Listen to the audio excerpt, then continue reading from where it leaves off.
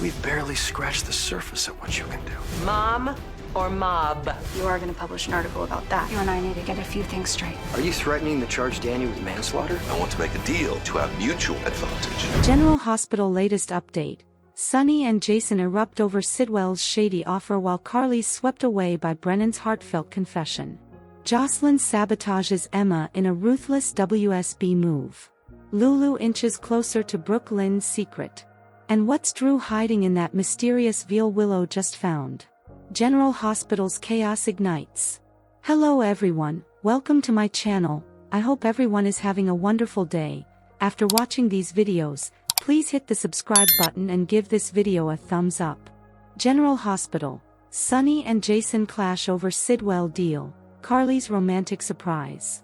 General Hospital spoilers for Monday, May 12th, reveal that Sonny Corinthos and Jason Morgan will clash over the Jen Sidwell deal while Carly Spencer gets a romantic surprise. At the Metro Court, Jack Brennan will once again sweep Carly off her feet. Carly will wonder if she's really that important to Brennan, so he may realize he hasn't done a good enough job of conveying his true feelings. Brennan will make a sweet speech about what's in his heart, so that'll catch Carly off guard in the best way possible. At Sonny's house, he'll face off with Jason since he's seriously considering Sidwell's deal to buy his peers. Jason will sound the alarm about why this is a bad idea, but Sonny will think it might be the best decision he can make right now. For our family's sake, I'm not passing it up. Sonny shouts in Monday's General Hospital preview video. As for Jordan Ashford, she'll pay Laura Collins a visit and deliver updates on some bad news. Jordan will admit she thinks Laura is in big trouble and will voice concerns about some of the political moves being made against her. In Portia Robinson's office, Curtis Ashford will angrily wonder why she's defending Drew Kane. Portia will finally blurt out that she has to, so will she finally come clean to Curtis about all the blackmail drama? Back at the Metro Court, Tracy Quartermaine will try to steer Lulu Spencer from writing her adoption article, so she may admit Brooke Lynn Quartermaine told her about the baby she gave up. Of course, Brooke Lynn left out a crucial piece of information since she didn't divulge that Dante Falconeri is her child's father. Will Lulu blab that part to Tracy or keep it to herself? Next, Emma Scorpio Drake will realize something's really wrong as she tries to turn in her extra credit assignment. Despite all the hard work Emma put into the data protocol, the flash drive's info will be corrupted. Emma will struggle to understand how this happened, but viewers already know it was Jocelyn Jacks who sabotaged her. Jocelyn also made a copy of Emma's info, so it looks like she'll steal Emma's work and turn it in as her own. Jocelyn will hope this officially puts her in the running for the research assistant spot, but Professor Hank Dalton will admit there's one condition. General Hospital spoilers say Jocelyn will keep up her efforts to pull off her WSB mission, so stay tuned for more of her predictions regarding her grand plan. Today's next update, Sidwell makes Sonny a tempting offer, and Willow catches Drew with a mysterious vial of liquid. Today on General Hospital, Lois and Dante apologize to one another, Sasha shares information about Willow with Jason, and Lulu gets closer to discovering Gio is Brooke Lynn's son. Chase and Brooke Lynn meet with Alexis at her office to discuss adoption. Alexis explains that there are a lot of factors that go into adoption, and they can be very complicated. Brooke Lynn admits she's worried they could be disqualified because of her past and tells Alexis she had a baby before and gave it up for adoption. Brooke Lynn gives her the brief synopsis: the adoption was sealed, she never sought to find her baby, and they haven't looked for her. Alexis says agencies focus on current situations, not the past, which relieves them. Alexis asks if they are leaning towards an open or closed adoption. Brooke Lynn is leaning towards a closed one. They will tell their child they are adopted, but having an open adoption could be confusing for them. Alexis says she'll reach out to some attorneys in the business to see if they have any clients looking for adoptive parents, but to know that this can take a long time. Rocco and Danny face the music. At home, Lulu makes some calls about Lois and LNB Records when Danny knocks on the door. Danny asks to talk to Rocco. Lulu says they need to get things straight before he sees her son. Lulu invites Danny in and asks him to tell her everything that happened. Danny details how it was all his fault, how he was a terrible brother to Rocco, and how it will never happen again. Lulu hopes he makes sure this never happens again. She calls Rocco down, and he shows up with a pail and rubber gloves, clearly being punished with cleaning. Danny tells Rocco how sorry he is. Lulu suggests that Danny help Rocco clean the house as a punishment for the both of them. The boys head outside to clean the shutters and gutters, and Danny apologizes to Rocco. Rocco tells him he didn't make him drink, but Danny promises him he'll do better as his brother. Lulu listens to them from the window and smiles. Lulu comes out, tells them she needs to step out, and asks if she can trust them not to get into trouble while she's gone. They swear she can trust them, and she departs. Dante gives Jason something to think about. In the Q's kitchen, Jason asks Dante if he's going to charge Danny with manslaughter. Dante isn't. The detective just wants to make sure Jason understands the trouble Danny could have been in. He used to try to see both sides, but now he sees why Sam was wary of him spending time with Danny. He says Danny doesn't need a friend. The boy needs a father. Lois enters and asks what is going on. Dante tells her that he was telling Jason that he doesn't think much of him as a father, and walks out. Lois tells Jason that she was with Dante when he got the call about Rocco, and he's attacking and blaming everyone because he can't go after Danny. Jason says Dante isn't entirely wrong, that he missed a lot of Danny's life, and Danny was able to sneak out because he was off with Sonny. Lois says Dante is too close to this situation to have a clear perspective. She also tells Jason that Rocco looks up to Danny, and Danny needs to know he can't lead Rocco around by the nose. She says Jason gives Danny a lot of room, but he's a great dad. Jason says Danny needs to be his priority, so he has to make some changes. Dante checks on the boys. Dante arrives at Lulu's and finds the boys cleaning as their punishment. He offers to help them, and Rocco sends Danny to get more soap. Rocco tells his dad not to unload on Danny when he returns, as he knows he's blaming everyone else for what happened. Rocco states he is the one who poured that booze down his throat. Danny returns, and Dante tells them they both know they messed up. In the future, remember to always have each other's backs.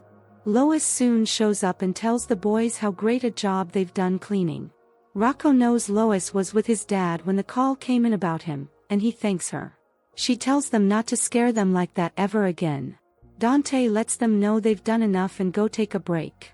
They run off to play video games, and Dante and Lois both apologize to one another at the same time. Dante knows Gio did what he thought was right given the information he had at the time, and Lois says she knows he is a good father.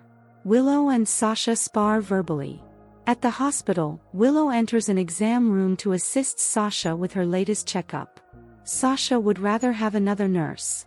Willow points out that she is the mother of Michael's children, and Sasha is about to have Jason's baby, so whether they like it or not, they are family. Willow wants them to try to start fresh. Sasha can't believe Willow is using her kids to patch things up when she doesn't even act like those kids are Michael's. When is the last time he saw them? Willow cries that she flew to Germany to see Michael, but he wouldn't see her. She says everyone wants to paint her as the bad guy when Michael wouldn't even see her. Sasha notes Willow sure paid Michael back by standing by Drew at that ridiculous press conference. Willow defends Drew and states that he was drugged.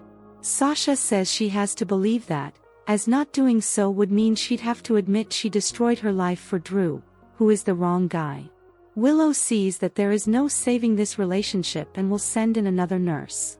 Later, Sasha returns home to the mansion and tells Jason what she learned about Willow's trip to Germany and that Michael refused to see her. Drew pushes Portia. In Portia's office, Portia tells Drew that Curtis will never turn on Laura. Drew doesn't care what she has to do. She needs to convince Curtis to use Aurora to drive Sonny out of Port Charles. He reminds her that if there had been no Sonny, there wouldn't have been a Cyrus, and she and Trina wouldn't have been terrorized. Getting rid of Sonny is what is best for Port Charles. Portia tells Drew that Curtis will never change his mind, but Drew tells her not to doubt her own skills. He says they both know she's been stringing him along, but they've barely scratched the surface of what she can do. He says he believes in her. Drew walks out. Tracy gets questioned. At the Metro Court, Curtis sits with Tracy and discusses her meeting with Sidwell and Drew. He assumes she's working with them to take down Sonny, but why does she want to take down Laura? Ned appears and joins them, and Tracy says she was explaining to Curtis that she is only working with Drew to get rid of Sonny.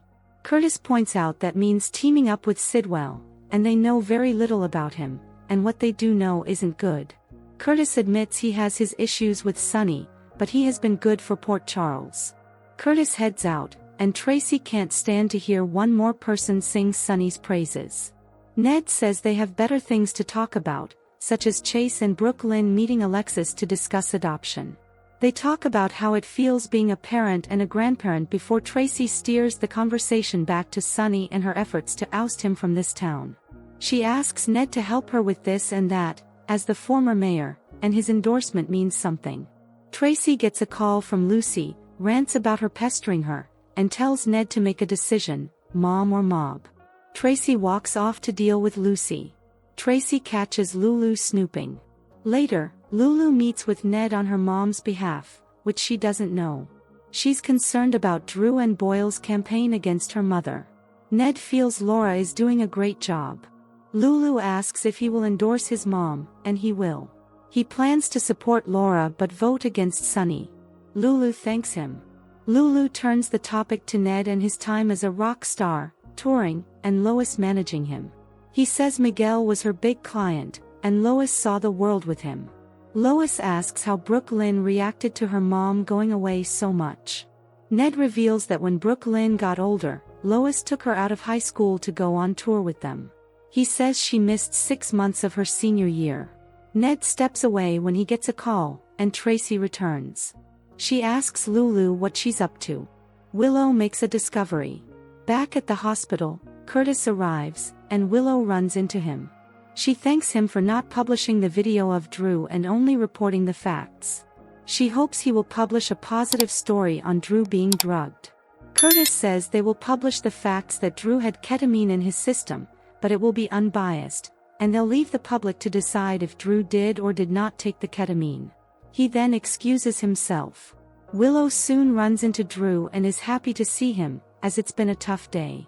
They hug, and Willow gets poked by something in his jacket. She asks what that was. He pulls out a small manila envelope and hands it to her. Inside is a small vial of liquid. He claims his doctor just gave it to him, and that it's a vitamin infusion to help him get his health back on track. Curtis heads to see Portia and tells her Willow is still standing by Drew, calling her unbelievable.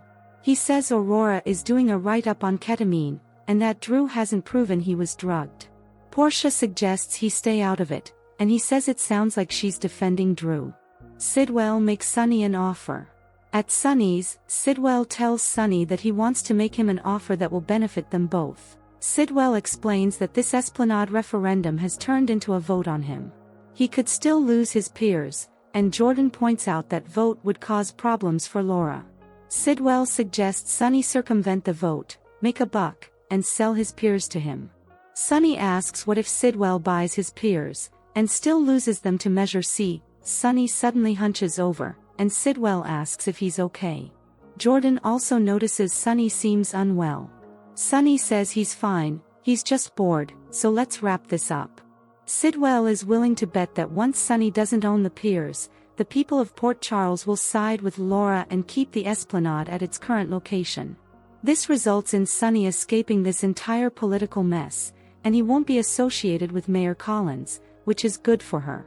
Later at Alexis's office, Suzanne tells Alexis that Sidwell is here and has no appointment. Alexis snarks that he never does. He enters, and she tells him that she never wanted the dagger. Sidwell isn't here to discuss the dagger.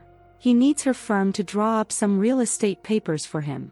Meanwhile, Jason shows up at Sonny's and is shocked to learn that Sonny is thinking about Sidwell's offer to sell him the peers. On the next General Hospital, Sonny is considering Sidwell's offer for their families, and Joss takes a meeting with Professor Dalton. Thanks for watching, General Hospital fans. If you're loving the drama in Port Charles, smash that like button, drop your theories in the comments, and don't forget to subscribe. More explosive updates are coming soon.